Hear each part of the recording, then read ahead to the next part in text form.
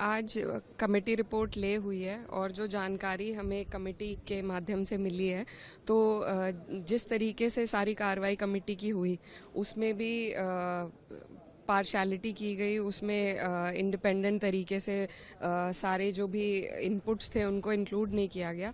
तो ये जो बिल है इसका हम विरोध करते हैं। It is unconstitutional and it is against the rights of minorities in this country.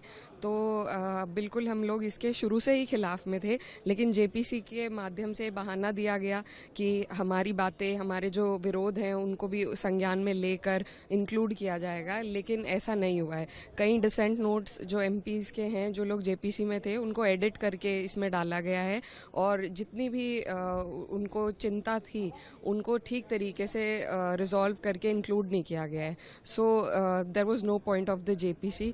जिस वजह से जेपीसी बनाई गई थी वो वजह को पूरा नहीं करती है, तो जाहिर सी बात है हम लोग सभी लोग, पूरा विपक्ष इस अनकॉन्स्टिट्यूशनल बिल के विरोध में है। अज़दुद्दीन ओवैसी उन्होंने ये लगातार पहले भी कहा कि ये मुस्लिमों के हकों का हनन करना है, आज भी ये कहा कि अनकॉन्स्टिट्यूशनल है और मुस्लिमों के अधिकारों को उनसे छीनने वाला ये, आप भी मानते हैं? जी बिल्कुल, 100%। इसमें बहुत सी चीज़ें हैं जिस पर कई बार हम लोगों की भी डिस्कशन आपस में हो चुकी है और ये एक माइनॉरिटी बॉडी है।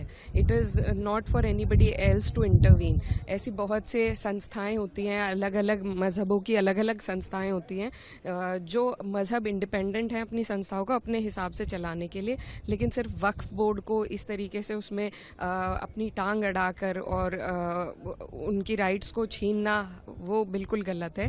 तो बहुत सी कमेटी होती हैं, गुरुद्वारे की कमेटी होती हैं, अलग अलग मंदिरों की कमेटी होती हैं, तो सब अपने मज़हब के हिसाब से चलती हैं, लेकिन सिर्फ वक्फ पे इस तरीके से हमला करना सरकार के द्वारा ये उचित नहीं है।